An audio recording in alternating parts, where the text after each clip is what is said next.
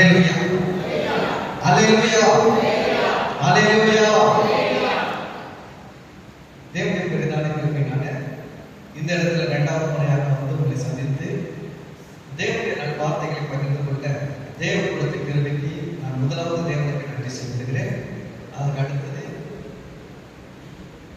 இந்த திருச்சபையில் போதகர் மற்றும் பொறுப்பில் இருக்கிற ஒவ்வொருவருக்கும் சபை விசுவாசிகளாகிறவர்களுக்கும் இயேசுவின் நாமத்தில் நான் வாழ்த்துக்களையும் நன்றிகளையும் தெரிவித்துக் கொள்கிறேன்.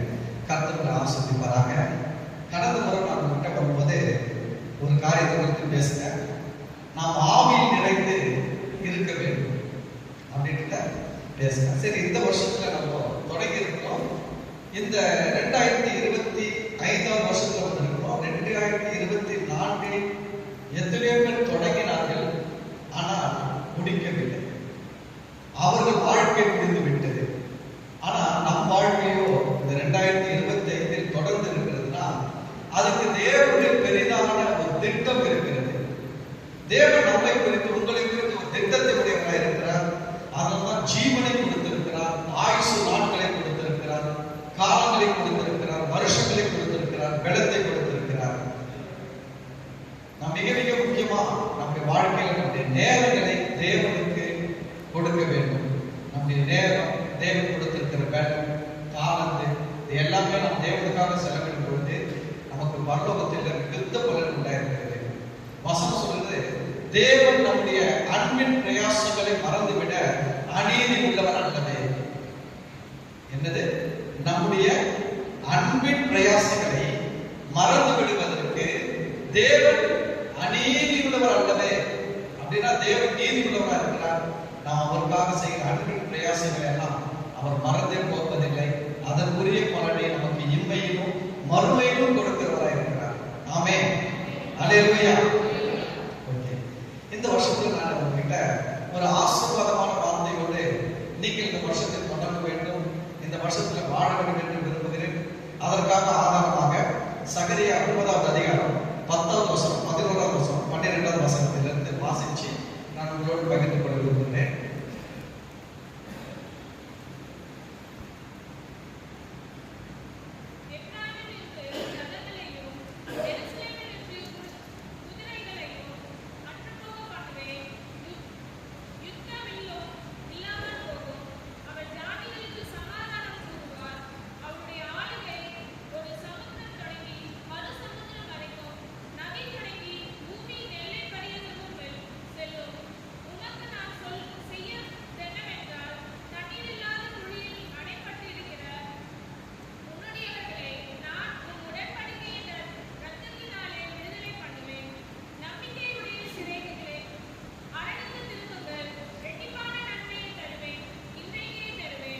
ஹல்லேலூயா, ஹல்லேலூயா.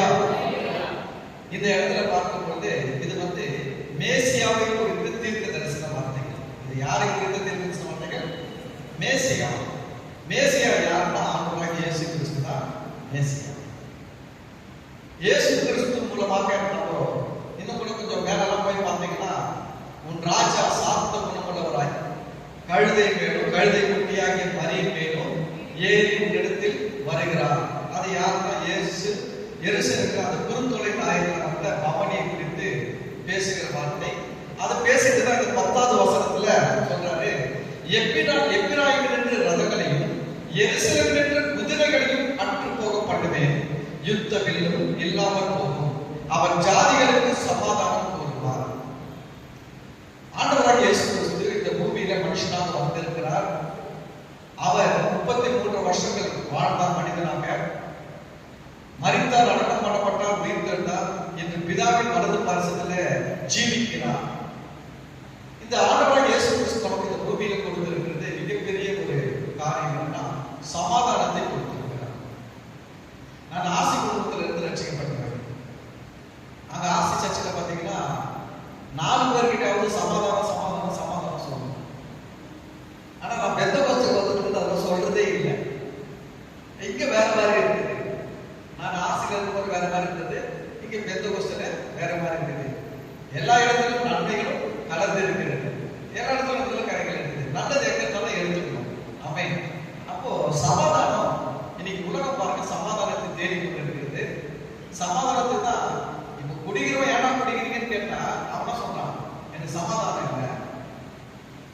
குடிச்ச சமாதானமா வரவே வராது. புரியுதுங்களா? எதனா செய்யறவா பாருங்க, எனக்கு சமாதானம் இல்லை, எனக்கு சமாதானம் இல்லை, சமாதானத்துக்காக செய்யறேன். ஆனா சமாதானம் எங்க வரணும் அப்படின்னா வசனம் சொல்லுது, பிரியமானவனே உன் ஆத்மா வாழ்கிறது போல நீ எல்லாவற்றையும் வாழ்ந்து சுகமாய் இருக்கும்படி வேண்டுகிறேன். முதல்ல வாழ்வு எங்க வரணும்னா ஆத்மாவில் வாழ்வு இருக்கு. ஆத்மானா எங்க இருக்குது?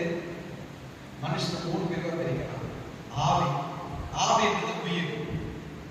ஆத்மா, ஆத்மான்றது நம்முடைய சிந்தனை பகுதி. அதுக்கு அடுத்தது சரீரம். சரீரம்ன்றது நம்ம வெளியில பார்க்கிற இந்த பாடி. சிலருக்கு கருப்பா இருக்கும், சிலருக்கு வெள்ளையா இருக்கும், சிலருக்கு குள்ளமா இருக்கும், சிலருக்கு உயரமா இருக்கும், சிலருக்கு குண்டா இருக்கும், சிலருக்கு ஒல்லியா இருக்கும். இது சரீரம். இது எப்படி வேணாலும் எடுத்து போகுது. இது மண்ணிலிருந்து எடுக்கப்பட்ட சரீரம் மண்ணுக்கு போயிடும். இதை பத்தி நம்ம ரொம்ப கேர் எடுக்கவே வேணாம். ஆனா இருக்கிற வரைக்கும் நல்லா பார்த்துக்கணும். இருக்கிற வரைக்கும் நல்லா பார்த்துக்கணும். நீங்க எவ்வளவு நாள் நல்லா இருப்பீங்க அப்படின்னா, உங்க ஆவிக்கு 969 வருஷம் வரைக்கும், 1000 வருஷம், 2000 வருஷம் வரைக்கும் ஜீவன் உங்க ஆவிக்கு இருக்குது. ஆனா அந்த ஆவி உங்க சரீரத்துல எவ்வளவு கடன் இருக்குதோ அவ்வளவு நாள் வரைக்கும் தான் உங்க சரீரத்துல இருக்கும். அப்ப நம்ம சரீரத்தை, உங்க சரீரத்தை 100 வயசு வரைக்கும் நீங்க ஸ்ட்ராங்கா வச்சுக்கிற மாதிரி நல்லா ஏதோ செஞ்சு சாப்பிட்டு எக்ஸசைஸ் எல்லாம் பண்ணி நல்லா வச்சுக்கிட்டீங்கன்னா உங்க ஆவி அது வரைக்கும் இருக்கும். சரீரத்துடைய லைஃப் பொறுத்து தான் உள்ள இருக்கிற ஸ்பிரிட்டுடைய லைஃப். ஸ்பிரிட்டுடைய லைஃப் சரீரத்து லைஃப் இல்ல. ஸ்பிரிட்டுக்கு அழிவே கிடையாது, ஆவிக்கு என்ன கிடையாது, அழிவே கிடையாது. அது தலைமுறை தலைமுறையா இருக்கும். தேவன் ஆவியா இருக்கிறார். தேவன் எத்தனை வருஷம் இருக்கிறாரு? இனி எத்தனை வருஷம் இருப்பாரு? முடிவே கிடையாது, காலங்களே கிடையாது. நம்முடைய ஆவிக்கும் அப்படிதான். ஆனா சரீரம் வந்து எவ்வளவு நாள் நல்லா வச்சிருக்கிறோமோ அதுதான் இந்த சரீரத்தை கேட்க. சில பேர் சொல்லுவாங்க, என் உடம்பு நான் குடிக்கிறேன் முதுகிட்டா, என் உடம்பு நான் புகை விடுறேன் முதுகிட்டா. சில பேர் சொல்லுவாங்க, உன் உடம்பு தான் ஆனா சீக்கிரமா போயிடும் மண்ணுக்கு. இப்படிலாம் செய்ய வேண்டாம் நம்ம யோசனை பண்ணலாம். செஞ்சா மண்ணுக்கு போயிடும். அதுக்கு தான் சொல்றோம் வேண்டாம். அப்போ நம்ம சரீரம் நல்லா இருக்கணும் இல்லைங்களா? அப்போ சரீரம் நல்லா இருந்தா உள்ள இருக்கிற ஆத்மா நல்லா இருக்கும், ஆவி நல்லா இருக்கும்.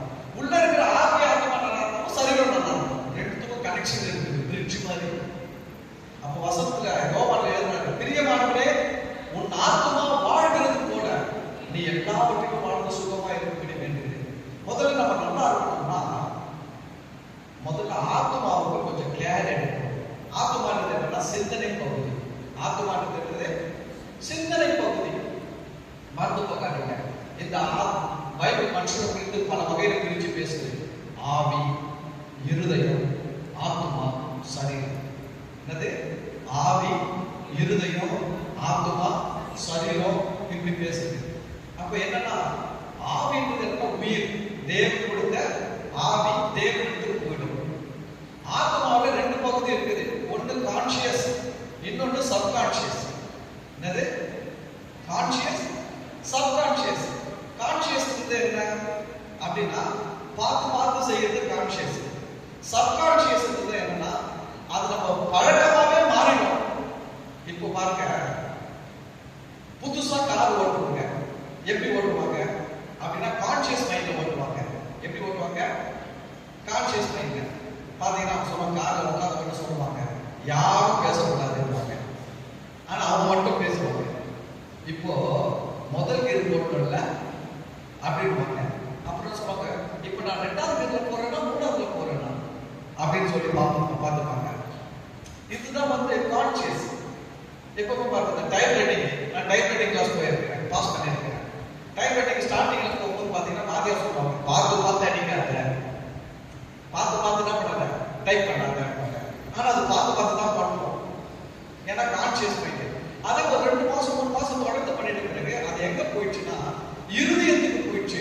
சப்கான்சியஸ், அதுதான் இருதயம். உள்ளத்தின் ஆழம். இருதயம் என்ன? உள்ளத்தின் ஆழம். அது வந்து நம்முடைய நேச்சராகவே மாறிடும். சப்கான்சியஸ்க்கு போயிடுச்சு. இப்போ வந்து டைப் ரைட்டிங் நல்லா பழகிட்டேன். 3 மாசம் பழகிட்ட பிறகு இப்போ வந்து பார்த்து அடிக்கிறது இல்லை. என்ன பண்றேன்? இந்த லெட்டர்ஸை பார்க்க மாட்டேன், அந்த புக்ல பார்க்க ஆட்டோமேட்டிக்கா போகும். அது போல கார் ஓட்டு பாருங்க, ஸ்டார்டிங்ல தான் ஃபர்ஸ்ட் கியரா, செகண்ட் கியரா, தேர்ட் கியரா, நியூட்ரலா. இப்போ நல்லா பழகிட்ட பிறகு என்ன பண்ணுறோம்?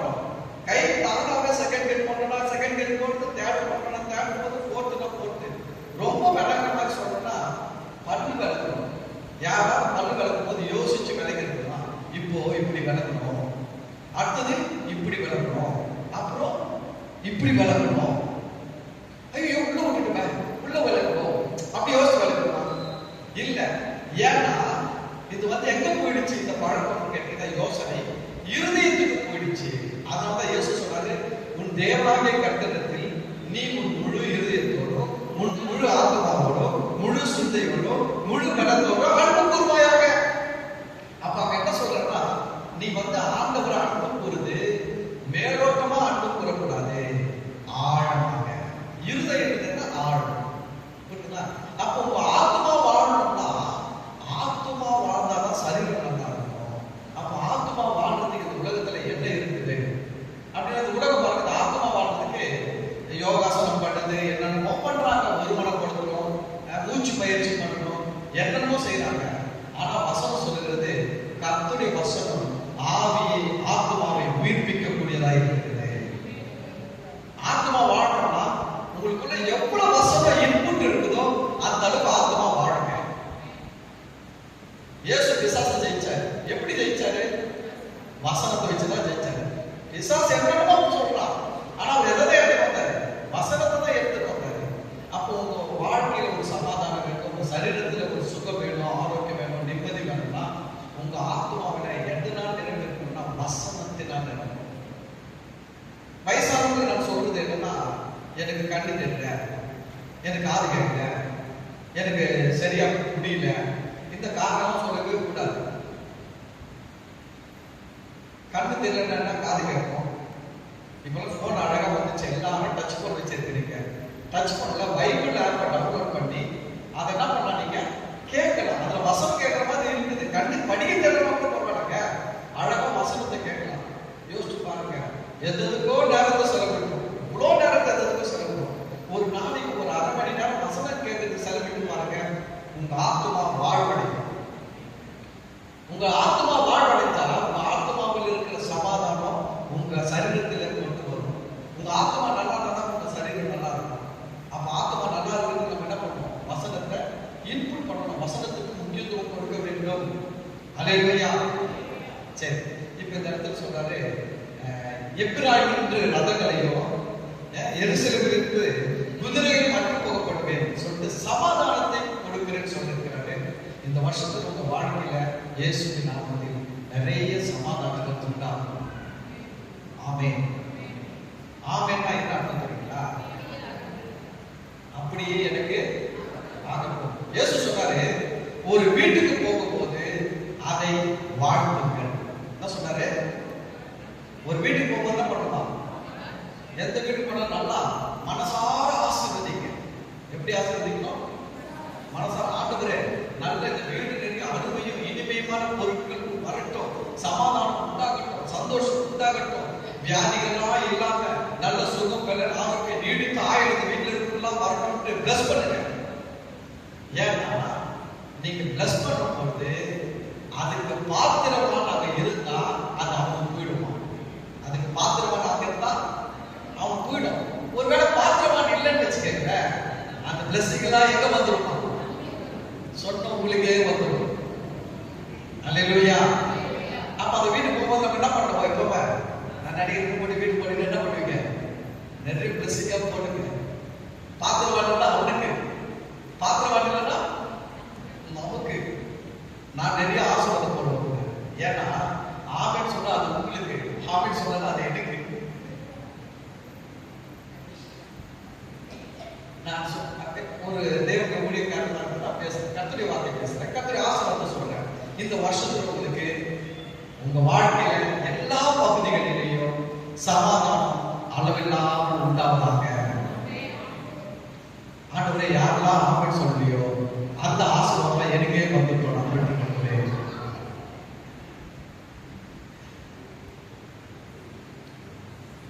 திரும்ப ஒரு முறை கர்த்தர் உங்களை சகல ஜாதிகளை பார்க்கிறோம் ஆசீர்வதித்து உயர்த்துவாராக. ஆண்டவரே, ஆமென் சொல்லாத ஆசீர்வாதத்தெல்லாம் நான் பெற்றுக்கொள்கிறேன். ஆமென் சொல்லுங்க. ஆமென் சொன்னா அது உங்களுக்கு ரிசீவ் பண்ணிக்கிறீங்க. போன் அடிக்கிறீங்க, போன் அடிக்கிறீங்களா? அந்த பட்டனை நீங்க மேல தூக்கி விடாம பேசவே முடியாது. ஆப்போசிட்ல சிஎம்ஆ இருக்கலாம், பிஎம்ஆ இருக்கலாம். எவ்வளவு பெரிய ஆளா இருந்தாலும் நீங்க இங்க பட்டன் தூக்கி விடாம சுவிட்ச் தூக்கி விடாம என்ன பண்ண முடியாது, பேசவே முடியாது இல்லையா? அது போலதாங்க நீங்க ஆமென் சொல்லனா இங்க இருந்து நின்று பேச, நான் பேசலாம், பாஸ்டர் பேசலாம், வேற யார் வேணாலும் பேசலாம், அவன் நல்ல வார்த்தைகளை உபதிக்கலாம் அவங்க மேல. நீங்க ஆமென் சொல்லும் போது அதை நீங்க ரிசீவ் பண்ணிக்கிறீங்க. நான் சொல்ல மாட்டேன் உங்களுக்கு வராது, எடுக்க வந்துடும், எடுக்கலாம் அப்படியே வந்துடும். அதுதான் தான், புரியுதுங்களா? புவிக்கு விசை மாதிரி யார் மேல இருந்து கீழே போட்டாலும் நான் போட்டாலும் என்ன பண்ணுவோம், விடும். பிரைம் மினிஸ்டர் போட்டாலும் விடும். பிரைம் மினிஸ்டர் போறாரு, விடக்கூடாது, நான் நின்றுடும். இதுதான் நான். சரி, ஓகே. இந்த இடத்துல ஆண்டவர் சொல்றது சமாதானத்தை இந்த வருஷத்துல தருவார். ரொம்ப முக்கியம் நம்ம வாழ்க்கைக்கு. ஏன்னா மனுஷன் பாருங்க, வெளி உலகத்துல மனுஷங்க பல விதமா இருப்பாங்க. சில பேர் பார்த்தீங்கன்னா வெளியில நல்லா சிரிச்சு இருப்பாங்க, ஆனா அவங்க கிட்ட கொஞ்சம் பேசி பார்த்தா எவ்வளோ பிரச்சனைகள் இருக்கும், எவ்வளோ போராட்டங்கள் இருக்கும். சொல்லுவாங்க நான் வெளியில தாங்க சிரிக்கிறேன், என் வாழ்க்கை பத்தி கேட்டீங்கன்னா நீங்களே அழுதுவீங்க மாஸ்டர். நான் சொல்றேன் வேணாம், கர்த்தர்கிட்ட சொல்லுங்க, கர்த்தர் சரி பண்ணுவாரு. நான் ஜெபம் தான் பண்ண முடியும், கர்த்தர் சரியே பண்ணுவாரு. ஆமென், அல்லேலூயா. சரி, அப்போ 11வது வசனத்துல ஆண்டவர் சொல்றாரு, உனக்கு நான் சொல்வது என்னவென்றால் தண்ணீர் இல்லாத குழியில அடைப்பட்டிருக்கிற உன்னுடையவர்களை நான் என் உடன்படிக்கை ரத்தத்தினாலே விடுதலை பண்ணுவேன். உடன்படிக்கை ரத்தம், இந்த வார்த்தை பார்த்தீங்கன்னா பழைய ஏற்பாட்டுல ரொம்ப விசேஷமான வார்த்தை. இந்த உடன்படிக்கை ரத்தம் யாருடைய ரத்தம்னா ஆண்டவராகிய இயேசு கிறிஸ்துவின் ரத்தத்தை குறித்து பேசுகிறார். பேசிட்டு அடுத்து சொல்ற வார்த்தை தான் நான் உங்களுக்கு இந்த நாளில் பேச விரும்புகிற வார்த்தை. நம்பிக்கையுடைய சிறைகளே அரணுக்கு திரும்புங்கள், இரட்டிப்பான நன்மையை தருவேன், இன்றைக்கே தருவேன். இந்த வருஷத்துல ஆண்டவர் உங்களுக்கு இரட்டிப்பான நன்மையை தருவார், இந்த வருஷத்தில் தருவார். ஆமென். பக்கத்துல சொல்லுங்க, இரட்டிப்பான நன்மையை தருவார், இந்த வருஷத்துல தருவார். ஆமென். நான் ஸ்கூல் படிச்சிருக்கிறேன். ஒரு முறை 3வது படிக்கும் போது திடீர்னு பாத்தீங்கன்னா எனக்கு 3வதுல இருந்து 5வது தூக்கி உட்கார வச்சிட்டாங்க. என் கூட படிச்ச பசங்க எல்லாருமே 4வதுல உட்காந்துட்டாங்க. எதுக்கு எதிர வச்சிட்டாங்க 5. இப்பெல்லாம் போடுறது இல்லை அப்படி. இப்பெல்லாம் ஸ்கூல்ல டபுள் ப்ரொமோஷன் கொடுக்குறாங்கன்னு தெரியல. நான் படிக்கும்போது கொடுத்தாங்க. 3வது படிச்சவங்க நல்லா படிக்கிறாங்க, இவங்க நம்ம என்ன பண்ணலாம் 5வதுலயும் போட்டு விடலாம் சொல்லிட்டு 5வதுல தூக்கி கொடுத்தாங்க. எவ்வளவு சந்தோஷம் தெரியுங்களா? யோசிச்சு பாருங்க. பிள்ளைகள் இருக்கும், கடைக்கு கொண்டு போனா ஒண்ணுதான் கேட்போம், நம்ம வாங்கி கொடுத்தப்பட்ட திருப்பி இன்னொன்னு கேட்போம். நம்ம சொல்லுவோம், உனக்கு எதுக்கு இவ்வளவு அக்கல் ஆயிருக்கு, இந்த ஒன்றே உன்னால சாப்பிட முடியாது, ஆனால் அந்த 2 வாங்கி கையில் வச்சிருக்காங்க. 2 வரும்போது சந்தோஷம். ஆமென். பாருங்க, கர்த்தர் கூட நம்மள 2 மடங்கு ஆசீர்வதிக்கிற தேவன். நம்ம எப்படி ஆசீர்வதிக்கிற தேவன்? 2 மடங்கு, கொஞ்சம் நெஞ்சம் கிடையாது, 2 மடங்கு ஆசீர்வதிக்கிற தேவன். ஆண்டவர் என்ன பேசும்போது சொல்றது வார்த்தை எனக்கு உணர்ந்தது என்னன்னா, கர்த்தர் 2 கண் கொடுத்துக்கிறாரு. எது கண்ணு? 2 கண் கொடுத்துக்கிறாரு. ஒரு கண் போச்சுன்னா கூட ஒரு கண்ணுல பார்த்து காலத்தை வாழணும். 2 கை கொடுத்துருக்கிறாரு, 2 கால் கொடுத்துருக்கிறாரு, 2 நுரையீரல் லங்ஸ் நிறைய 2 கொடுத்துருக்கிறாரு. ஆண்டவர் நமக்கு 2 மடங்கு நன்மைகளை கொடுக்கிறது. நம்ம ஆண்டவர்கிட்ட எதிர்பார்க்கும் போது எப்படி எதிர்பார்க்கணும்னா 2 மடங்கு எதிர்பார்க்கணும். எப்படி எதிர்பார்க்கணும்? 2 மடங்கு எதிர்பார்க்கணும். ஏன்னா இப்ப யோசிச்சு பாருங்க, உங்களுக்கு ஒரு அப்பா இருக்கிறாரு, அவர்கிட்ட 1 லட்சம் வச்சுட்டு இருக்கிறாரு. நீங்க எவ்வளவு கேட்பீங்க அவர்கிட்ட? உங்க அப்பா 1 லட்சம் வச்சிருக்கிறாரு, அவங்களுக்கு அவர்கிட்ட ஏதோ வாங்க முடிவு பண்ணிட்டீங்க. இந்த சும்மா பேங்க்ல போட்டு வச்சிருக்கிறாரு. நம்ம கிட்ட இருந்தா நம்ம என்ன பண்ணலாம்? ஏதாவது செய்யலாம், ஒரு பிசினஸ் பண்ணலாம், இல்ல ஏதோ ஒரு வண்டி பண்ணலாம், ஏதோ பண்ணலாம். ஏதாவது சும்மா பேங்க்ல வச்சுட்டு சும்மா உட்காந்துக்கிறாரு கேட்கிறேன். இவர்கிட்ட வாங்கணும் அப்படின்னா எவ்வளவு வாங்குவீங்க 1 லட்சத்துல? ஹலோ, சிலர் 1 லட்சத்தையும் வாங்குறாங்களா இருக்கிறீங்க. சட்டை போட்டு மரியாதையா கொடு, இதுக்கு என்னத்துக்கு அப்படின்னு சட்டை போட்டு 1 லட்சம் வாங்குறாங்க. சரி பாப்போம், அப்பாவுக்கு ஒரு 50 இருக்கோ, நம்ம ஒரு 50 வேணா வாங்கிக்கலாம். கொஞ்சம் நீதியா இருக்கிறவங்க இருப்பாங்க. சரி அப்பா ஒரு 50 வச்சு அவர் அர்ஜென்ட் யூஸ் பண்ணிட்டோம், நம்ம ஒரு 50 வாங்கிருக்கோம் அப்படின்னு 50,000 ரூபாய் வாங்குவோம். நான் வாங்கினாலும் ஒரு 50,000 ரூபாய் வாங்குவேன். அப்பா கிட்ட 50 லட்சம் தான் இருக்குதுன்னா, ஏன்னா அவருக்கு ஒன்று இருக்கணும், அவர் ஆசைப்பட்டதெல்லாம் வாங்கி சாப்பிடுவாரு. சில பிள்ளைங்க அப்படி கிடையாது, ஒன்றும் தேவையில்லை, கொடுத்துரு எல்லாத்தையும் அப்படின்ட்டு. இது மோசமான பிள்ளைங்க. அப்போ உங்க அப்பா 100 கோடி வச்சுக்கிறார். எவ்வளவு கோடி? 100 கோடி வச்சுக்கிறார். இப்ப எவ்வளவு கேட்பீங்க? ஹலோ, இப்ப எவ்வளவு கேட்பீங்க? 100 கோடி வச்சிருந்தா நான் சொல்லட்டுங்களா, அப்பா ஒரு 3 கோடி போதும், மீது 97 கோடி யாரு கொடுத்தது? விஷயம் கொடுத்தது. ஏன்னா 100 கோடி கொடுக்க ரொம்ப அதிகம், நீ ஒன்றும் யூஸ் பண்ண போறது கிடையாது. நான் சொல்றேன், பரலோகத்தின் தேவன் நன்மைகள் நிறைய வச்சிருக்கிறாரு, அது அவருக்கு யூஸே கிடையாது. அது அவருக்கு யூஸே கிடையாது. அப்பா கிட்ட சுகம் இருக்குது, அவர் அந்த சுகத்தை வச்சு என்ன பண்ண முடியும்? அவருக்கு யூஸ் ஆகுமா? யாருக்கு யூஸ் ஆகும்? நம்மளுக்கு தான் யூஸ் ஆகும். அப்ப நம்ம தான் பார்க்கணும், விடக்கூடாது. கொடுப்பா, 1 கோடி கொடு, எதுக்கு நீ வச்சுட்டு இருக்கிற? எது கொடு, அப்பா கிட்ட பார்க்கணும். நன்மைகள் எல்லாம் 2 மடங்கு பார்க்கணும். ஆமென். விடக்கூடாது. அவர் வச்சு அவர் வச்சிருக்கிறது எது தெரியல, நம்மளுக்கு குடும்பத்துக்கு தாங்க வச்சிருக்கிறாரு. அவர் வந்தது பாருங்க, அவர் வந்த சுகம் அவருக்கு ஒரு யூஸ் கிடையாது, சமாதானம் அவருக்கு ஒரு யூஸ் கிடையாது. இன்னும் நமக்கு தேவையான எல்லாம் அவர் வச்சு அவருக்கு என்ன இல்லை யூஸ் கிடையாது. அதெல்லாம் நமக்கு தான் யூஸ். அப்ப நம்ம தான் பார்க்கணும். அப்போ இந்த வருஷத்துல கர்த்தருக்கு நீங்க 2 மடங்கு நன்மையை எதிர்பார்க்க வேண்டும். நான் பைபிள்ல ஒரு சில காரியங்கள் படிச்சு 2 மடங்கு நன்மையை வாங்குற நான் உங்ககிட்ட காட்ட விரும்புறேன். ஒன்று, ஆதியாகமம் 25ஆம் அதிகாரம் 20ஆம் வசனத்திலிருந்து. ஐயா, எத்தனை மணிக்கு நான் முடிக்க வேண்டும்? என்னுடைய நேரம். Okay, thank you. ரொம்ப நேரம் இருந்திருக்கீங்க. கர்த்தருக்குள்ள ஆசீர்வதிப்பார். உண்மையில தெசலோனிக்கே மக்களை விட பெரோயா மக்கள் நற்குணசாலிகளாய் மாறினாங்க. ஏன்னா தேவ வசனம் ஆராய்ந்து பார்த்ததினால. ஆமென். சரி, நான் படிக்கிறேங்களா? 25ஆம் அதிகாரம் 20ஆம் வசனம். ஈசாக்கு ரெபெக்காளை விவாகம் பண்ணுகிற போது 40 வயதாய் இருந்தான். ஈசாக்குக்கு கல்யாணம் ஆச்சு. எத்தனை வயசுல கல்யாணம் ஆச்சு? 40 வயசுல கல்யாணம் ஆச்சு. ஏன் 40 வயசுல கல்யாணம் ஆச்சு தெரியுங்களா? அவர் 37 வயசு இருக்கும்போது அந்த அம்மா செத்தாங்க. அவங்க அம்மா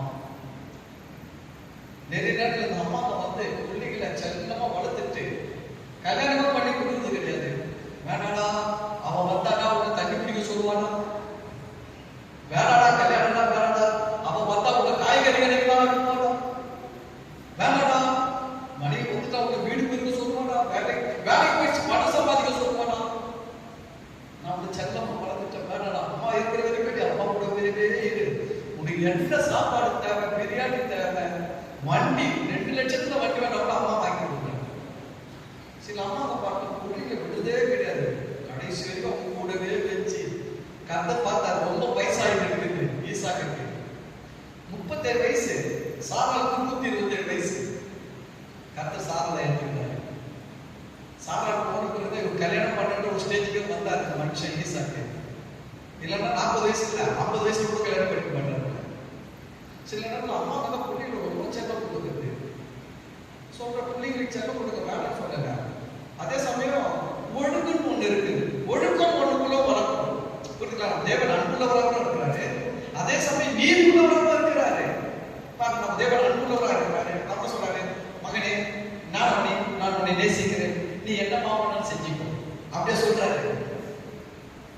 இதோ நான் சீக்கிரமாக வருகிறேன், அவனுடைய கிரியைகள் தக்க பலன் என்னோடு கூட வருகிறது சொல்றாருன்னா சொல்லிக்கலாம். அப்ப என்ன சொல்ற, நீதி செய்யணும், நீதி செய்யணும், நன்மை செய்யணும்னா நன்மை செய்யணும், அநீதி செய்யணும்னா அநீதி செய்யணும், அக்கிரமம் செய்யணும் அக்கிரமம் செய்யணும். இதோ நான் வந்து அவங்களும் செஞ்சதுக்கு பலன் கொடுக்கின்றார். தேவன் அன்புள்ளவராக இருந்தாலும் இன்னொரு பக்கம் நீதி உள்ளவராக இருக்கிறார். அப்ப நம்ம கூட நம்ம பிள்ளைகளை 2 விதத்துல வளர்க்கணும். அன்பாவும் இருக்கணும், அதே சமயம் படிக்க வேண்டிய வயசுல படிக்க வைக்கணும். நான் என்ன சொல்ல பாருங்க, பிள்ளைகள் சொல்லி விட்டுட்டாதீங்க. வசனம் சொல்லு, பிள்ளையானாலே நடத்த வேண்டிய வழியில நடந்து முதிர் வயதில் அவன் அதை விடாது இருப்பான். பிள்ளைங்க குட்டியா இருக்கும் போதே 3 வயசு இருக்கும் போதே பிள்ளைகள் சொல்லி கொடுக்கணும்.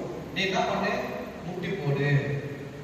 முட்டி போட்டு என்ன பண்ணுவோம், கை குப்பி மனசுல ஏசப்பாவை நினைச்சு பரலோகத்தின் தேவனை நினைச்சு என்ன பண்ணுவோம், ஜெபம் பண்ணு. அது ஒன்று ஜெபம் பண்ண தெரியாது.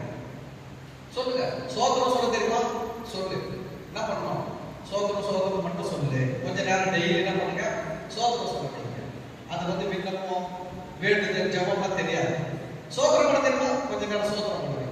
சரி, அதுக்கப்புறம் அது எழுத்து குட்டி படிக்கிற வயசு வந்துச்சா, டெய்லி ஒரு வசனமாவது படிச்சு எடுத்து மனப்பாடம் பண்ணி கொண்டு என்ன பண்ணலாம், ஒரு வசனம் பிள்ளைகளுக்கு ஒரு வசனம் சின்ன வசனமா கொடுத்து இதை மனப்பாடம் பண்ணி எனக்கு ஒப்புவிப்பி அப்படின்னு சொல்லி பிள்ளைகள் வளர்க்கணும். நீங்க இப்படிலாம் சின்ன வயசுல வளர்த்தீங்கன்னா முதிர் வயதானாலும் அவன் அதை விடாது இருப்பான். நீங்க நம்ம பண்ற தப்பு எழுதுங்களா, அவன் சின்ன பையன் பாஸ்டர், குழந்தைக்கு என்ன தெரியும் பாஸ்டர், பாவம் பாஸ்டர் அப்படின்னு இந்த குழந்தைய விட்டுடுவோம். அவன் 15 வயசு ஆகிட்ட பிறகு நீங்க கூப்பிட்டுங்க, டேய் சர்ச்சை வாடா, வரமாட்டேன், நீக்கோ அதெல்லாம் வயசாக போறேன், என்னைய கூப்பிடுறேன். இதே நீங்க சின்ன வயசுல 3 வயசு 4 வயசு இருக்கும் போதே அந்த குழந்தை குட்டி போட வச்சு சர்ச்சை கூப்பிட்டு வரணும். உங்க பிள்ளைகள் சின்ன பிள்ளைகள் சொல்லி விட்டுட்டு வரக்கூடாது வீட்டுல. இன்னும் நீங்க கர்ப்பமா இருக்கும் போதே, அந்த கருவுல இருக்கும் போதே நீங்க பிள்ளைகளை கூப்பிட்டு வந்து பிள்ளைகளை சுமந்து வந்து சபையில உட்காந்துட்டீங்கன்னா கருவுல இருக்கும் போது அந்த பிள்ளைகள் பழகுமா. ஓ, ஞாயிற்றுக்கிழமை வருது, அம்மா எங்க போறாங்க, சபைக்கு போறாங்க. அந்த சபையில என்ன பண்றாங்க, இந்த மியூசிக் எல்லாம் போட்டு பாட்டுலாம் பாடி தேவனை துதிக்கிறாங்க, அப்புறம் ஆண்டுடைய வார்த்தையை போதிக்கிறாங்க. இதெல்லாம் நடக்குதுன்னு பிள்ளைகள் எங்க அறியுதா, கர்ப்பத்தில் இருக்கும் போதே அறியுதா. நீங்க கர்ப்பமா இருக்கும் போது சபை பக்கமே வராம குழந்தை பெற்று எடுத்து வந்து பாருங்க, லபாடு கத்தும். இங்க பாட்டு போட்டா அது வேற பாட்டு இருக்கும், தூக்கி போ வெளியில இல்ல, தூக்கி போ வெளியில இல்ல, தூக்கி போ வெளியில இல்ல அப்படின்ட்டு.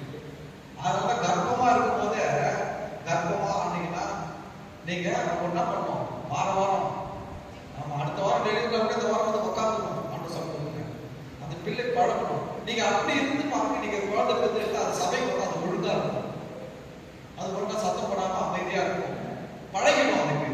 அதுபோல நீங்க அந்த ஜபத்துல வளர்க்கணும், வேத வாசிப்புல வளர்க்கணும், தேவனுடைய உறவுல வளர்க்கணும். சின்ன பிள்ளைகள் விடக்கூடாது. அதே சமயம் வசனம் சொல்றாங்க, பிள்ளை நெஞ்சில் மதியில ஒட்டி இருக்கும். பிள்ளை நெஞ்சில் என்ன இருக்குமா, நெதிய முட்டாள்தனம் ஒட்டிக்கிட்டு இருக்கும். தண்டனையின் பிறப்பு அதை அகற்றணும், அடிக்கணும். அப்படியே காட்டு முன்னாடி தரமா அடிக்கக்கூடாது. கையை நின்று நான் ஏன் அடிக்கிறேன் அப்படின்னு சொல்லி, என்ன தப்புக்காக அடிக்கிறீங்கன்னு சொல்லிட்டு அடிக்கணும். சில அப்பா அம்மா இருக்கிறாங்க, கோபத்தில் அது பண்ணிடும். மொத்த கோபத்தில் தூக்கி போட்டு தம்மா அடிச்சு பிள்ளைக்கு தெரியாது எதுக்கு அடிக்கிறாரு அம்மா, அம்மா எதுக்கு அடிக்கிறாங்கன்னே தெரியாது, தூக்கி வாரி தப்பி போட்டுட்டு அப்ப யோசிக்கும், வந்தாரு அப்பா தப்புனாரு, பாட்டு போயிட்டாரு, எதுக்கு அடிச்சாரு. இப்படி எல்லாம் பண்ணவும் கூடாது. குழந்தைங்க வளர்க்கும் போது அவனுக்கு சொல்லணும், என்ன தப்பு பண்ணா, நீ இந்த தப்பு பண்ணிருக்கிற, அப்பா இதுக்காக என்ன பண்ண போறோம்னா அடிக்க போற அப்படின்னு சொல்லி நம்ம அடிச்சாதான் அந்த தப்பு அடுத்த கூட அதை பண்ணாது. சரியா நம்மகிட்டே இருக்கிறது நிறைய விஷயங்கள். பிள்ளைகளை ஒழுங்கா வளர்க்கணும்.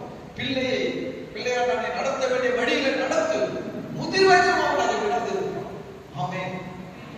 அப்ப பாருங்க, பிள்ளைகளை நம்ம வளர்க்கணும், அன்பாவும் வளர்க்கணும், ஒழுக்கமாவும் வளர்க்கணும். பிள்ளை அந்த வயசுல படிக்க வேண்டிய வயசுல படிக்க சொல்லணும், வேலைக்கு போக வேண்டிய வயசுல வேலைக்கு போக சொல்லணும். இந்த சாரணம் என்ன பண்ணாங்க தெரியுங்களா, இந்த விஷயத்தை இருக்க பயந்துருவீங்க. இந்த சாரணமா ஆபிரகாமை விட்டு பிரிஞ்சு வந்துட்டாங்க. அதோ தெரியுமா உங்களுக்கு விஷயம்? தெரியாது. சாரணமா ஆபிரகாமை விட்டு பிரிஞ்சு வந்துட்டாங்க. எப்ப பிரிஞ்சு வந்தாங்க தெரியுங்களா, ஈசாக்கு ஒரு 14 வயசு இருக்கும். 14 வயசு இருக்கும் போது பிதாவாகிய தேவன் ஆபிரகாம் கிட்ட பேசினாரு. ஆபிரகாமே அப்படின்னாரு, இதோ அடியே. உடனே சும்மா இல்ல, உம்முடைய குமாரன், நேசகுமாரன், ஏக புத்திரன், ஏக சுதன், அவனை நீ நான் காண்பிக்கும் மலைகளில் கொண்டு வந்து எனக்கு தகடு வழியாக பலியிடணும், செய்வியா அப்படின்னு சொல்லிட்டாரு.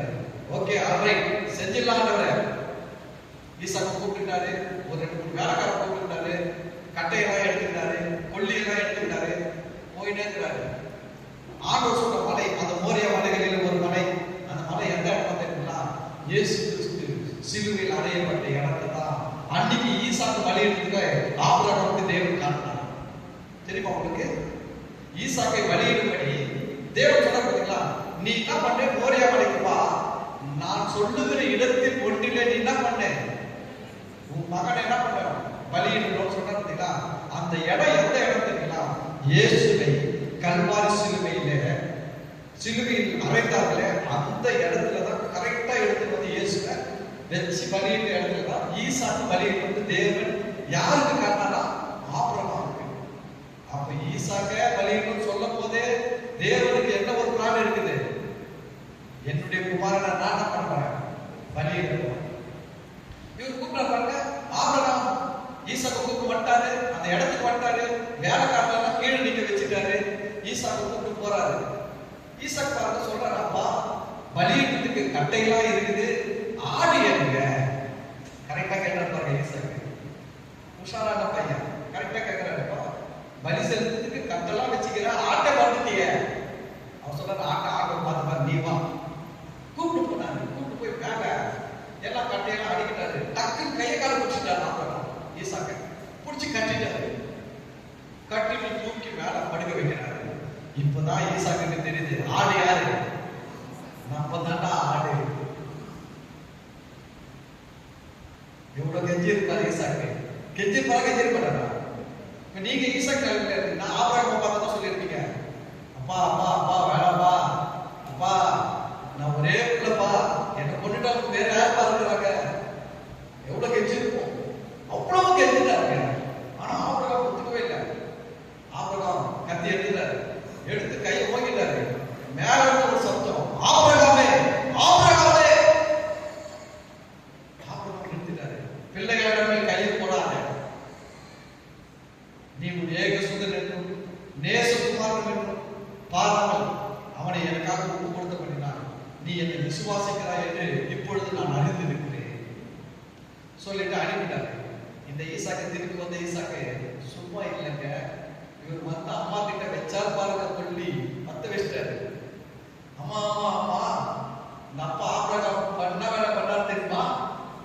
என்ன மேல கூப்பிட்டு போயிட்டு கத்தி எடுத்துட்டாரு, கழுத்து வெட்டுறதுக்கு. கடவுள் சத்தம் கொடுத்ததுனால நான் உயிரோட வந்து நிக்கிறேன். கடவுள் ஒரு நிமிஷம் லேட்டா சத்தம் கொடுத்துட்டா உன் புள்ளிய நீ பார்த்திருக்க முடியாது அப்படின்னு சொன்ன உடனே இந்த சாராளாமா ஆபிரகாம் கூட சண்டை போட்டு, இனி இந்த ஆளு கூட நானும் என் பிள்ளைகளும் இதான் பண்ண மாட்டோம், இருக்கவே மாட்டோம் சொல்லி சண்டை போட்டு அந்த அம்மா தனியா வந்து எங்க இருந்தாங்க தெரியுங்களா? ஈசாக்கோடு கூட இப்ப படிக்கிற பார்த்தீங்களா, அந்த இடத்துல இருந்தாங்க. ஆபிரகாம் அவர் தனியா இருக்கிறார். பார்த்துக்க, அதனாலதான் வந்து சாராள் மதிக்கிற வரைக்கும் ஆபிரகாமுக்கும் ஈசாக்குக்கும் எந்த தொடர்பும் இருக்காது. நீங்க போய் படிச்சு பாருங்க. சாராள் மதிக்கிற வரைக்கும் ஆபிரகாமுக்கும் ஈசாக்குக்கும் என்ன இருக்காது, எந்த அந்த பலி செலுத்திட்டு மேல பலியாக போயிட்டு கீழே வந்தா பாத்தீங்கன்னா ஈசாக்கு, அதுக்கப்புறம் பாத்தீங்கன்னா சாராள் ஆபிரகாமே நீங்க பார்க்க முடியாது. ஒண்ணா நீ போய் படிச்சு பாருங்க. சாராள் ஆபிரகாமுக்கும் எந்த கனெக்ஷனும் கிடையாது, ஒன்றும் கிடையாது. ரெண்டு பேரும் அந்த குழந்தை பாசம் அதிகம். இருந்தாலும் கொள்ளாதாலே பைத்தியக்காரன் என்ன செஞ்சுக்குவான், குழந்தை போய் விட்டுடுவான் சொல்லிட்டு தனியா கூப்பிட்டு வச்சு குழந்தை செல்லமா வளர்த்து 40 வயசு ஆகிட்டாங்க. எத்தனை வயசு ஆகிட்டாங்க? 40 வயசு. நீ யோசிச்சு பாருங்க, உங்களுக்கு ஒரு பொண்ணு 40 வயசுக்கு கேட்டா நீங்க என்ன பண்ணுவீங்க? கொடுப்பீங்களா? உங்க பொண்ணை என் பொண்ணு இருக்குது நான் கொடுக்க மாட்டேன். என் பொண்ணு இருக்குது, பையன் இருக்கிறாங்க. என் பையனுக்கு இது கல்யாணம் பண்றதுக்கு நிச்சயம் பண்ணிருக்கோம் பொண்ணு. அடுத்த வருஷத்துல கல்யாணம், பொண்ணுக்கு மாப்பிள்ளை பார்த்துட்டு இருக்கிறோம், இந்த வருஷத்துல முடிச்சுக்குவோம். நான் கொடுக்க மாட்டேன் என் பொண்ணை. நான் சொல்றேன்னா சொல்றேன், ஒரு அலைன்ஸ் பார்த்தேங்க. என் பொண்ணுக்கு 25 வயசு, 24 வயசு. ஒரு அலைன்ஸ் பார்த்தோம், 28 29 வயசுங்க. என் பொண்ணு சொல்லிட்டா, அப்பா அப்பா வேணாம், ஏஜ் அதிகமா இருக்கு. எத்தனை வயசு அதிகமா? 5 வயசு டிஃபரெண்ட்டுக்கு அதிகம் இருக்கா. இங்க 40 வயசு. நிறைய அம்மாங்க பிள்ளைங்களை நேசிக்கிற சொல்லிட்டு வாழ்க்கை கெடுத்து விட்டுறீங்க. ரொம்ப சொல்றேன், அன்பான தாய்மார்களே, உங்கள் பிள்ளைகளை நேசி அதே சமயம் உங்க பிள்ளைகளை உருவாக்குங்க. உங்க பிள்ளைகள் என்ன பண்ணணும்? உருவாக்கணும். அவன் சொல்லி நல்லா படிடா, வேலைக்கு போடா, சம்பாதிடா, முன்னேறா. ஐயோ வேலைக்கெல்லாம் போவாங்க. நேற்று கூட கேள்விப்பட்ட ஆக்சிடென்ட் ஆயிடுச்சா அந்த ரோட்ல.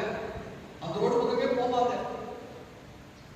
இப்படியே வளர்த்துதான் ஈசாக்கு எத்தனை வயசு ஆயிடுச்சு? 40 வயசு. நல்ல காலம் 37 வயசு இல்ல, ஈசாக்கு 37 வயசு, இந்த அம்மாக்கு 127 வயசு. சாராளுக்கு நம்ம காலி. உடனே ஆபிரகாம் வந்தாரு, பையனுக்கு பொண்ணு பார்க்கணும். எலியாசரை கூப்பிட்டாரு, பொண்ணு பார்க்க அனுப்பினாரு. பொண்ணு பார்த்தாச்சு. பொண்ணு பார்த்து யார் பொண்ணு? ரெபெக்கா. ரெபெக்காவை பார்த்து இப்ப கல்யாணம் பண்ணிட்டாங்க.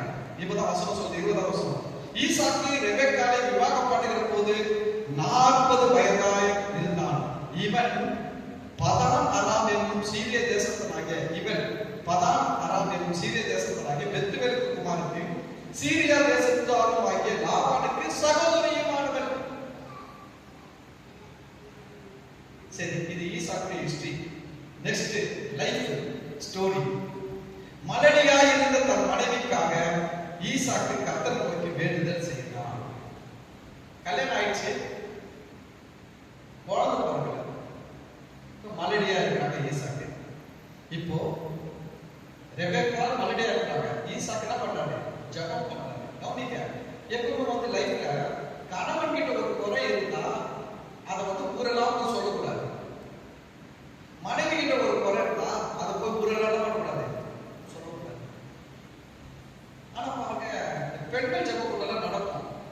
இந்த பெண்கள் ஜெப கூட்டத்துல பாத்தீங்கன்னா குறிப்பு சொல்லு கேட்பாங்க. குறிப்பு சொல்லு. ஒரு குறிப்பா இல்லை அப்படின்னா ஒத்துக்கவும் மாட்டாங்க. என்ன ஒரு குறிப்பா இல்லை சொல்லு, வீட்டுக்காரங்க வந்து சொல்லு, எதுக்கு ஜெபம் பண்ணு. வீட்டுக்காரங்க சொல்லுவாங்க, அந்த ஆள் சரியில்லை, அந்த ஆள் மோசம், இந்த ஆள் மோசம். குறிப்புக்கு குறிப்பு ஜெபம் பண்ணிடுவாங்க. அப்புறம் தனியா ஒரு கேட் தனியா விவாதம் பண்ணுறத பத்தி, பத்தியா அவளை பத்தியா எப்படி காரணம் வந்து காரணம் போதா, அவன் வீட்டுக்காரங்க பத்தியா இந்த பிரச்சனையா, குடும்பத்துல அப்படி இருக்கலாம் இப்படி இருக்கலாம். நான் சொல்றேன்னா, உங்க குறிப்புகள் எல்லாம் தேவனுக்கே தெரியப்படுத்துங்க. அவர் தான் பதில் கொடுப்பாரு. பொதுவான குறிப்புக்காக ஜெபம் பண்ண சில நேரத்தில் பாத்தீங்கன்னா நம்ம என்ன பண்ணிடுறோம்னா ஜெப குறிப்பு சொல்றோம், ஜெப குறிப்பு சொல்லிட்டு பாருங்க. முதல்ல பத்தி நான் கேள்விப்பட்டேன். ஒருத்தர் சபைக்கே வரமாட்டேன் முடிவு பண்ணாங்க. அவர் சொல்றாரு, இயேசு நல்லவர், இயேசு ரட்சகர் எல்லாம் தெரியுது, ஆனா நான் சபைக்கெல்லாம் வரமாட்டேங்க, நான் குடிக்காரன், சபை வரேன். இல்லைங்க நீங்க வாங்க, கொஞ்ச நாள் வந்து பாருங்க, ரட்சிப்பு கொடுக்கணும். ஐயோ நான் வரவே மாட்டேன், சர்ச்சை வரணும், வீட்டிலே ஜாப் பண்ணிடுறாரு. அப்புறம் அவங்க ரொம்ப விசாரிச்சா என்னன்னா, இந்த அம்மா எல்லா ஜபத்துக்கும் எல்லா கூட்டங்களுக்கும் போய் இவர் பேரை எழுதி கொடுத்து இந்த அம்மாவை பார்க்க பண்ணவே இந்த அம்மா பேர் தெரியுது இல்லையா, அவங்க வீட்டுக்கார பேர் தெரியுமா எல்லா இடத்துலையும். அவர் குடிகாரா இருக்கிறாரு, ரொம்ப முரட்டாட்டமா இருக்கிறாரு, ரட்சிக்கப்படணும்னு ஜெபம் பண்ணுங்க சொல்லி சொல்லி சொல்லி யார் இவரை பார்த்தாக்க யாரை ஓகே போகும்போது பார்ப்பாங்க. பார்த்துட்டு அந்த அம்மா வீட்டுக்காரங்க, ஐயோ நல்லா தெரியும் இல்லையா, தெரியவே தெரியாதா, என்ன எப்படி தெரியும், நாங்க உங்களுக்காக ஜெபம் பண்றேங்க. இப்படி ஜெப குறிப்பு கொடுத்து கொடுத்து சொன்னாரு, இன்னைக்கு நான் வெளியில போய் தலை காட்ட முடியல, என்னை அசிங்கப்படுத்திட்டான். நோக்கணும்னு நல்ல நோக்கம் தான், ஆனா பாதிக்கணும் அவருக்கு தான் பாதிப்பு. கரெக்ட் தானே? நான் சொல்றேன், ஜெபம் பண்ணுங்க, நல்லா ஜெபம் பண்ணுங்க. நீங்க உங்களோட வச்சு ஜெபம் பண்ணுங்க. உங்க வீட்டுக்காரர்கிட்ட எந்த குறை இருந்தாலும் அதை ஊருக்கெல்லாம் லெட்டர் எழுதி போட்டு, அந்த கோபுரம் இந்த கோபுரத்துக்கு எழுதி போட்டு, அந்த விளக்கு இந்த விளக்குன்னு எழுதி போட்டு, அவர் மேல லாரட்ஸ் பண்ணுங்க. பாவம் தான் மனுஷன். எங்க போய் கடைசியில் அவருக்கே வரும் ஜெப குறிப்பு. நான் இன்னைக்காக இந்த ஆளுக்காக ஜெபம் பண்ணேன், இந்த ஊர்ல இருக்கிறாங்க பயங்கர பிடிக்காதா இருக்கிறாங்க அப்படின்னு. அதெல்லாம் வேண்டாம். நீங்க அதுதான் ஏன் சொன்னாரு, அந்த இடத்தில் பார்க்கிற உன் பிதாவுக்கு தெரியும்படி உன் அறை வீட்டுக்குள் பிரவேசித்து அதை தாழிட்டு நீ பிதாவை நோக்கி ஜெபம் பண்ணு, அப்பொழுது அவர் உனக்கு வெளியரங்கமாய் பலனளிப்பார். ஆமென். நம்ம அந்த இடத்துல ஜெபம் பண்ணா பிதா வெளியரங்கமா பலன் கொடுப்பாங்க. என்னன்னு நான் சொல்றேன், எங்க மக்கள் கிட்ட சொல்லுங்கன்னா என்கிட்ட ஜெப குறிப்பே எடுத்து போறாதீங்க, என்கிட்ட என்ன பண்ணாத பாஸ்டர் இந்த வேணாம். அவர் சொல்லிட்டாரு, என்னிடத்தில் வருகிறவனை நான் முறவே தள்ளுவதில்லை, நீயே டைரக்டா போயிடு. நான் வந்து இங்க வந்து வசனத்தை போதிச்சு ஒரு நல்ல சத்தியத்தை சொல்லி கொடுக்குற வேலை தான் என் வேலை. உனக்காக நான் முட்டி போட்டு கீழே கொஞ்சம் உப்பை கொட்டி அது மேல முட்டி போட்டு இந்த வேலைலாம் நான் பண்ண மாட்டேன். அந்த பாஸ்டர் நான் கிடையாது, நீ அது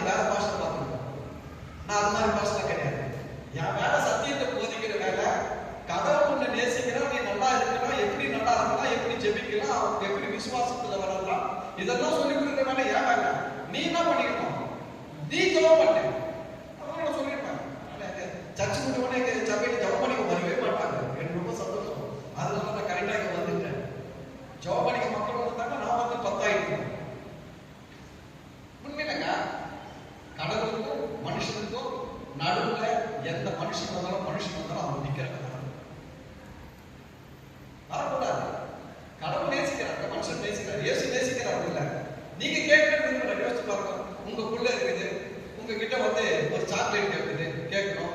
அது பக்கத்து வீட்டில் போய் ரமேஷ் கிட்ட சொல்லி, ரமேஷ் எங்க அம்மா கிட்ட வந்து எனக்கு ஒரு சாக்லேட் வாங்கி கொடுக்க சொல்றான் அப்படின்னு சொல்லி அந்த பையன் வந்து சீட்டி ஆண்டி ஆண்டி ஆண்டி அப்படின்னு என்னடா அண்ணா இது போல வந்து உங்க பையன் பாபுக்கு சாக்லேட் வேணுமா, ஒண்ணு வாங்கி கொடுக்கல அப்படின்னு சொன்னா நீங்க உங்க பையன் பாபு மேல எப்படி இருப்பீங்க? சந்தோஷப்படுவீங்களா? என்ன சொல்லுவீங்க? ரமேஷ் சார் வீட்டு பாபு ஒரு கொட்டு இங்கவா என்ன வேலை பண்ணிட்டு உனக்கு வேணும்னா அம்மா நான் இருக்கிறேன் அப்பா இருக்கிறேன் கேளு நான் வாங்கி கொடுப்பேன். நீங்க பக்கத்துல போய் ரமேஷ் கிட்ட சொல்லி கொடுத்துருங்க. இந்த வேலை தான் நான் சொல்றது. நீங்க வேணும்னா நீங்களே முழங்கால் படியிட்டு பரலோக பிதாவே இயேசுவின் நாமத்தில் வருகிறேன், உங்க பிள்ளையாக எனக்கு இதெல்லாம் தேவை, இதெல்லாம் செய்யுங்க, இதெல்லாம் கொடுங்க நீங்க கேட்டாங்க. அவர் அந்த ஜெபத்தை கேட்டு பதில் கொடுக்க அவர் விருப்பமா இருக்கிறார், சித்தமா இருக்கிறார். அப்படி என்ன எதுக்கு கூப்பிடுறீங்க? கரெக்டா தப்பா? கரெக்டா ஒரு ஆமை அப்போ ரெடி ஆமை பாருங்க. சரி, இப்போ ஈசாக்கு மனைவி ரெபெக்கா மனைவியா இருக்காங்க. இது பாருங்க, இந்த காலமா இருந்தா வேற மாதிரி. உடனே இன்னைக்கு டைவர்ஸ். என் வைஃபை கல்யாணம் பண்ண இது வருஷமாச்சு, ஒரு குழந்தை பிறக்கல, எனக்கு வம்சம் வேணும், அதனால நான் டைவர்ஸ் பண்ணிக்கிறேன். ஈசாக்கு கர்த்தருக்கு ஸ்தோத்திரம், நல்ல மனுஷன். ஏன்னா அம்மா வளர்ந்துருக்கிறாங்க. அம்மா வளர்த்தது இது ஒன்று. அம்மா வளர்த்தா ஒன்று கேட்குற எப்படி இந்த ஆம்பளை பசங்க அம்மா வந்து ரொம்ப பெட்டாக வளர்ந்துட்டாங்கன்னு வச்சுக்கோங்களேன். அம்மாவை நேசிக்கிற ஆம்பளை பசங்க கண்டிப்பா மனைவியை நேசிப்பாங்க. அம்மாவை நேசிக்கிற ஆம்பளை பசங்க கண்டிப்பா மனைவியை நேசிப்பாங்க. ஆனா என்ன பண்ண இதனால என்ன ஆயிடும்னா அம்மாவுக்கும் வந்த மருமகளுக்கும் பிரச்சனை ஆயிடும். நெருங்கிட்ட மாமியார் மருமகள் சண்டை எதனால வருது தெரியுங்களா? எல்லாம் இந்த பையன் தான் காரணம். இவ்வளவு நாள அம்மா அம்மா மம்மி மம்மி மம்மி மம்மின்னு சொல்லி சுத்திக்கிட்டு மனைவி பார்த்துக்கிட்டு மம்மியை டம்மி ஆகிடுச்சு. டம்மியால மம்மி சும்மா இருக்காது. இவ வந்துதான் என் பிள்ளை என்ன பண்ணான், கெடுத்துட்டான். என் பிள்ளை என்னையே தான் கேட்பான். சாப்பாடு வேணும்னா என்னதான் மம்மி சாப்பாடு என்ன இப்ப என்ன சொல்லலாம், அவளை பார்த்து கொடுத்துருவான் சோறு எடுத்து. எல்லாம் இவதான் காரணம், சரி கிடையாது. இல்ல அது அப்படிதான் வரும்.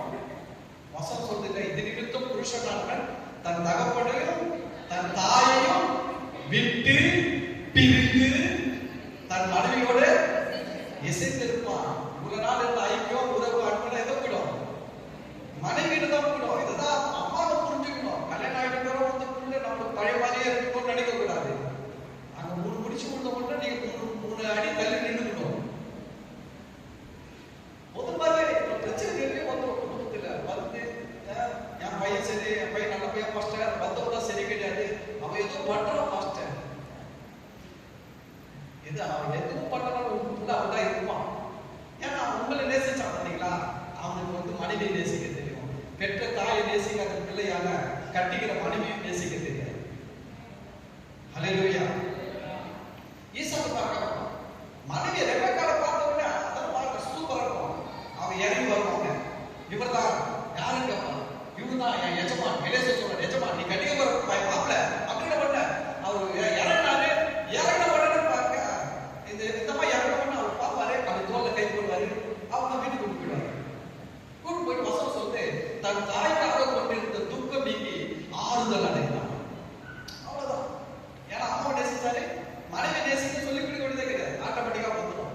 இது அம்மாவை நேசிக்கிறது பிள்ளைங்க பாருங்க. நீங்க ஹாஸ்டல்ல விட்டு பொதுவாக ஹாஸ்டல்ல படிக்கிற பசங்க கல்யாணம் ஆயிட்டா குடும்பத்துல மனைவிக்கு அவங்க நிறைய பிரச்சனை வந்து இருக்கும். அது கூட பெண் பிள்ளைகள் அப்படிதான். நீங்க அப்பாவை நேசிக்கிற பெண் பிள்ளைகள் கண்டிப்பா கணவரை நேசிப்பாங்க. அப்பாவை நேசிக்காத பிள்ளைகள் என்ன பண்ணாதுங்க, கணவனையும் நேசிக்காது. நிறைய குடும்பத்துல பிரச்சனை எல்லாம் பாத்தீங்கன்னா இந்த அப்பா அம்மாவை நேசிக்காத பிள்ளைகள் ஒண்ணு திருமணத்துல இணையும் போது அங்க அதுங்களுக்கு நேசிக்கிறதுனா என்ன தெரியாது, பாசம்னா தெரியாது, விட்டு கொடுக்குறதுன்னு தெரியாது, ஒரே நடையா இருக்கும். பொதுவாக கேட்கலாம், அங்க நாங்க எக்ஸ்பெக்ட் ஆகிட்டோம், பாஸ்டருக்கு நாங்க எக்ஸ்பெக்ட் ஆகிட்டோம். குடும்ப பிரச்சனை வந்தாங்க, ரெண்டு வருங்க. ஒன்று மனைவி முதல்ல வாய் பார்ப்பாங்க, என்ன சொல்லுவாங்க, பாஸ்டர் இந்த ஆள் என்ன நேசிக்கிறதே இல்லை பாஸ்டர் அப்படின்வாங்க. அவர் பக்கம் அவரை திரும்பி பார்க்கத்தான் போதும், அவர் சொல்லுவாரு, பாஸ்டர் நான் நேசிக்கிறேன், அவனுக்கு விலகவே மாட்டேன் பாஸ்டர்.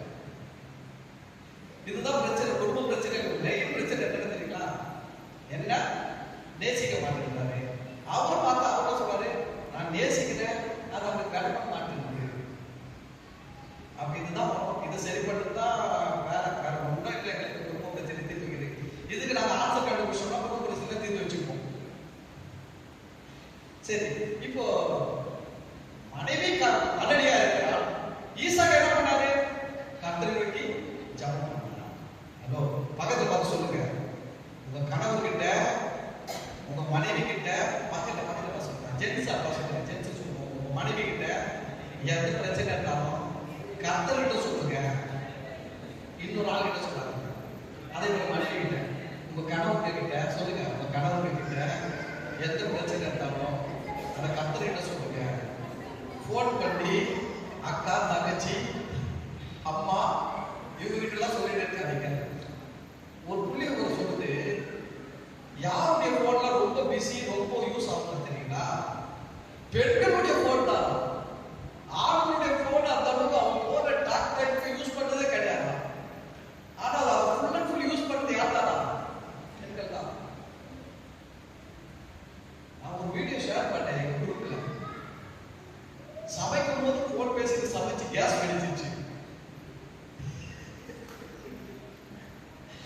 எடுத்து போட்டு விட்டுட்டேன்.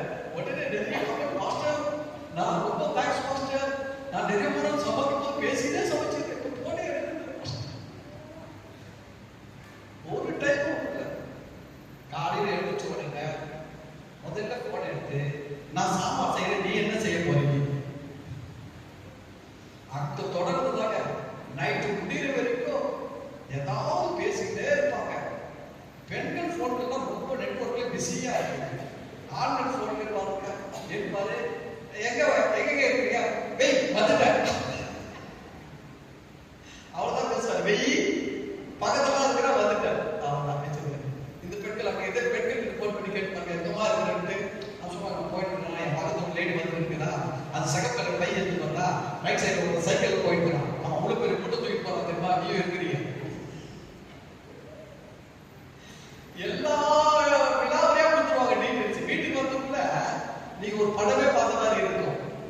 அது தெருவில் என்னென்னலாம் நீங்க போய் நீங்க போனா கூட பார்க்க முடியாது, அவ்வளவு விஷயத்த சொல்லிடுவாங்க.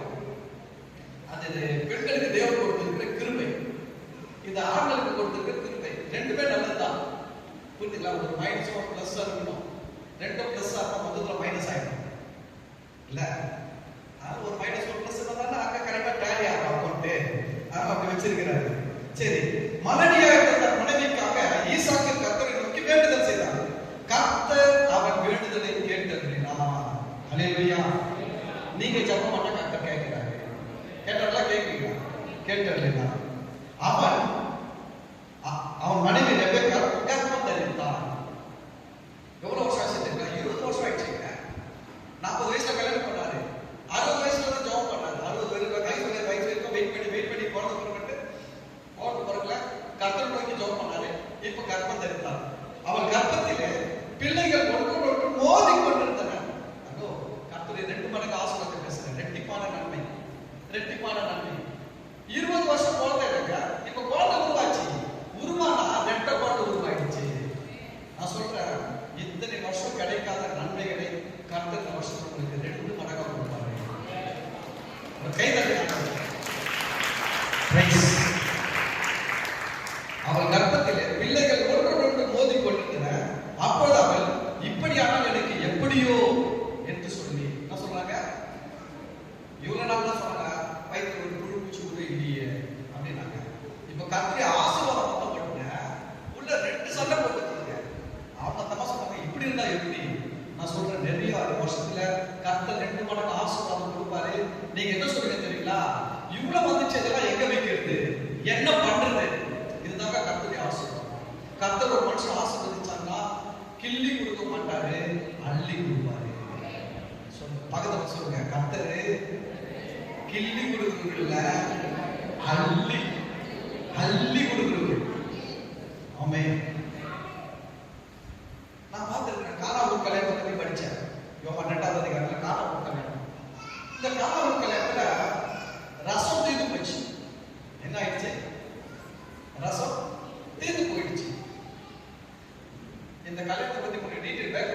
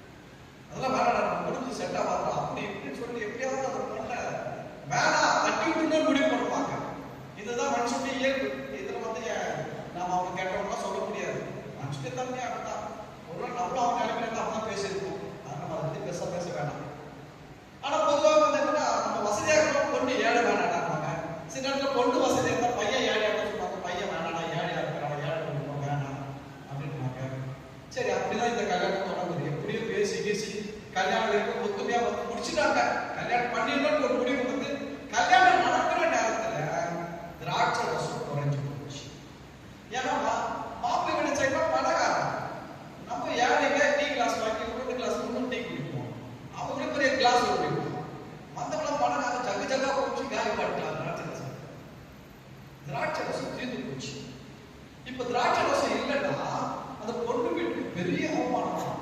அதாவது வரலாற்று ஆராய்ச்சியாளர்கள் சொல்கிறார்கள், கவனிங்க, இது போல அவமானம் தாங்க முடியாமல் அந்த குடும்பமே தற்கொலையில பண்ணிப்பாங்க. அந்த குடும்பமே தற்கொலையில பண்ணிப்பாங்களாம். கல்யாணம் யூதர்கள் மத்தியில கல்யாணத்தை அவங்க விசேஷமா கொண்டாடுவாங்களாம். ஒவ்வொரு நாளும் ஒவ்வொரு குரூப்புக்கு ட்ரீட். நம்ம கல்யாணம் ஒரே நாள்ல வச்சு எல்லாரையும் வர வச்சுக்கணும் அப்படி இல்லை. யூதர்கள் இன்னைக்கு சொந்தக்காரங்களை இன்னைக்கு வரணும், அவங்களுக்கு இன்னைக்கு விருது. நண்பர்கள் இன்னைக்கு வரணும், அவங்களுக்கு இன்னைக்கு விருது. ஊர் மக்கள் இன்னைக்கு வரணும், அவங்களுக்கு இன்னைக்கு விருது. அப்படி விசேஷமா கல்யாணம் பண்ணுவாங்க. அதுல கல்யாணத்துல சின்ன ஃபால்ட் ஆயிட்டாங்களோ அது அவங்களுக்கு பரம்பரைக்க சந்ததிக்கு பெரிய அவமானம். ஆனால் நிறைய குடும்பங்கள் சொல்றாங்க உடைஞ்சிருவாங்க, அதை கூடி குறுகி ஒரு மாதிரி இடிஞ்சு போயிடுவாங்க. சில பேர் தற்கொலை பண்ணிப்பாங்க. அப்ப காணாமல் கல்யாணத்துல திராட்சம் இல்ல, தீர்ந்து போச்சு. அப்போ அந்த இடத்துல தான் இயேசு கிட்ட வர்றாங்க. ரொம்ப பிடிக்கும் மரியாதை. மரியாதை ரொம்ப நல்லவங்க. ஆனா பைபிள் சொல்ற மரியாதை இன்னைக்கு ரோமன் கத்தோலிக்க கிறிஸ்தவர்கள் கும்பிடல. அது தெரியுமா உங்களுக்கு? பைபிள் சொல்ற மரியாதை ரோமன் கத்தோலிக்க கிறிஸ்தவர்கள் கும்பிடுறது கிடையாது. பைபிள் சொல்ற மரியாதை கிட்ட இவங்க போனாங்க வேலைக்காரங்க. அந்த வீட்டுக்காரங்களுக்கு இயேசு பத்தி ரொம்ப பழக்கல. ஆனா மரியாதை கூட பழக்கம்.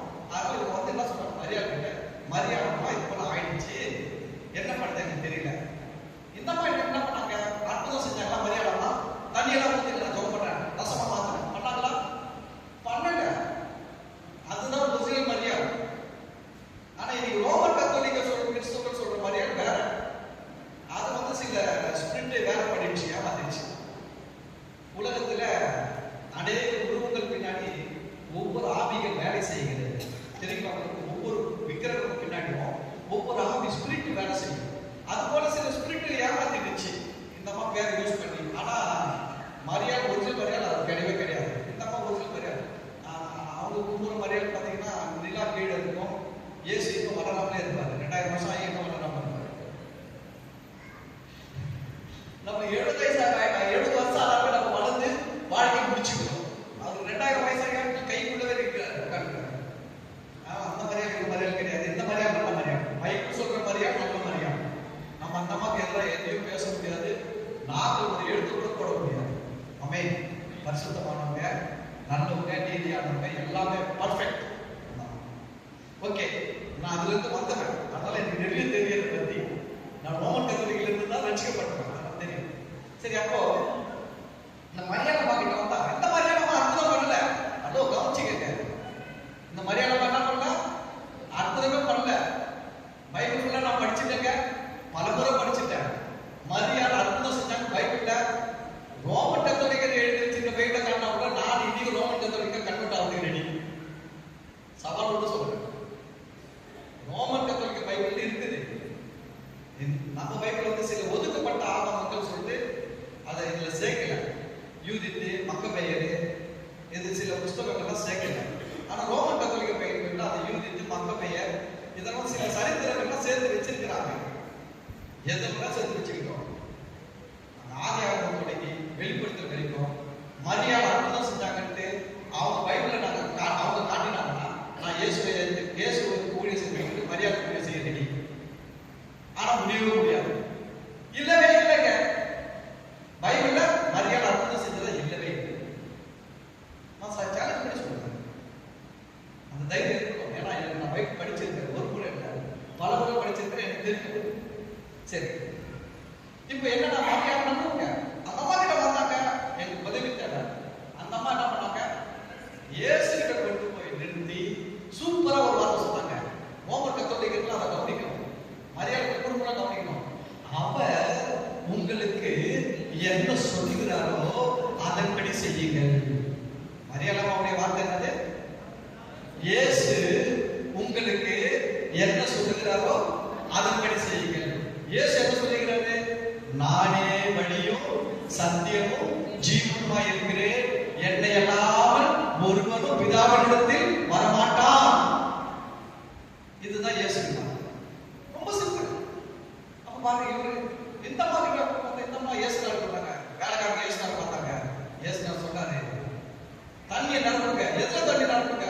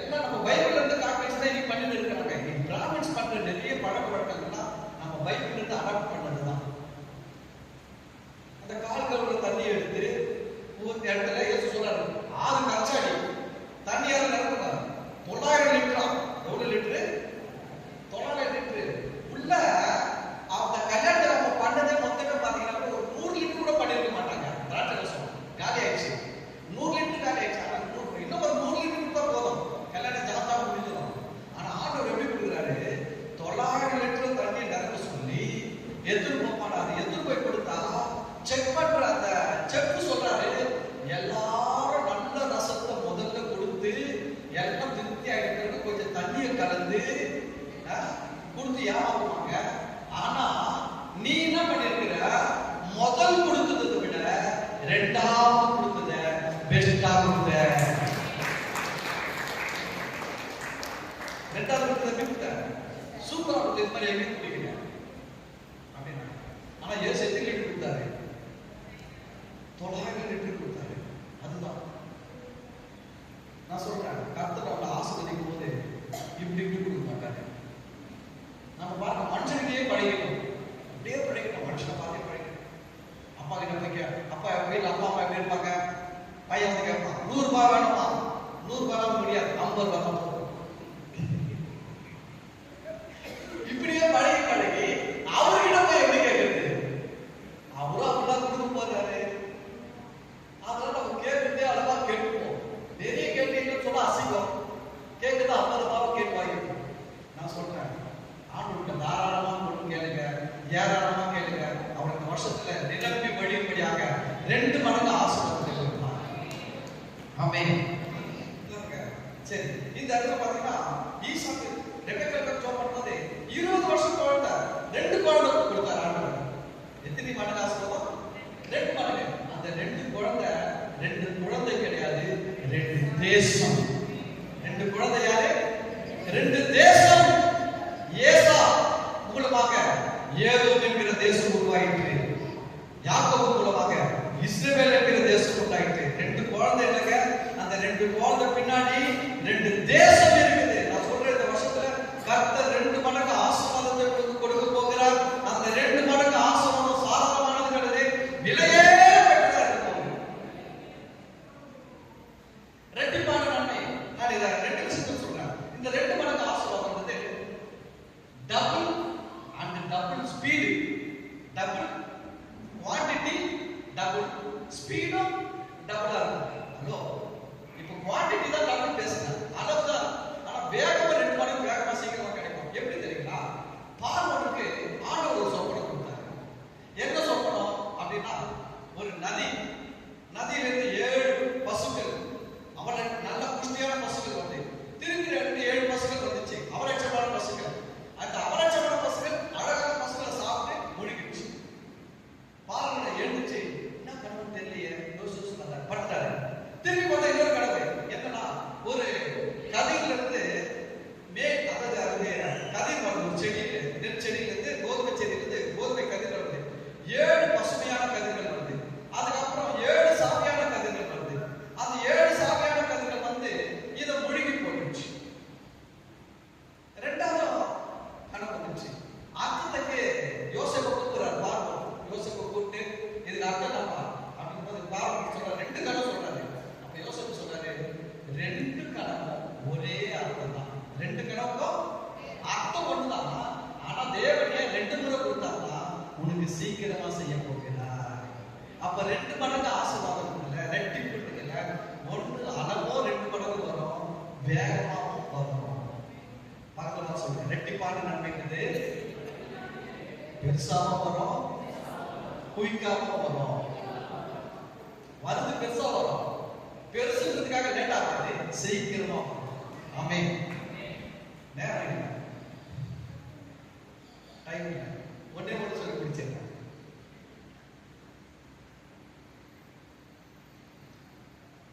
மத்தேயு 12ஆம் அதிகாரத்துல வீட்டுல போய் வச்சுக்க.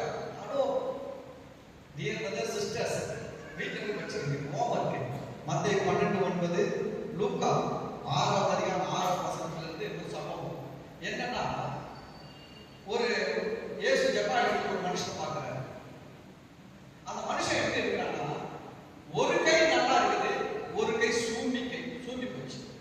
சூம்பின கைனா சுருங்கி போச்சு. எப்படி இருக்குது? சுருங்கி இருக்குது. இந்த கையில எல்லா வேலையும் செய்ய முடியும், ஆனா இந்த கையில என்ன பண்ண முடியாது, எந்த வேலையும் செய்ய முடியாது. இப்போ இந்த மனுஷன் வாழ்ந்துட்டு இருக்கிறான். இந்த உலகம் இந்த மனுஷனை பார்த்து என்ன சொல்லுது அப்படின்னா, இவன் சில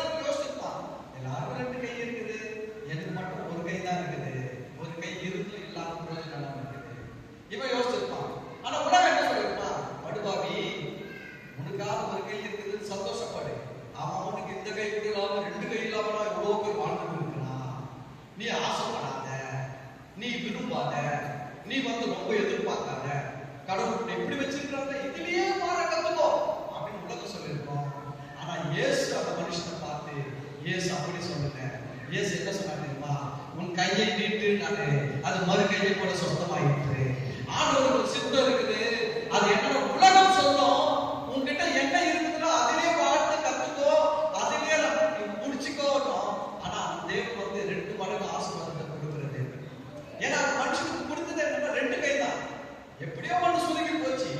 ஆனா அவர் அப்படி விட்டுட விரும்பல, கொடுத்தாரு. இந்த வருஷத்துல நானே உங்க வாழ்க்கையில ஆவிக்குரிய வாழ்க்கை சுருங்கி போயிருந்தா கர்த்தர் இந்த வருஷத்துல உங்க ஆவிக்குரிய வாழ்க்கையை ஒரு அற்புதம் செய்வாரு.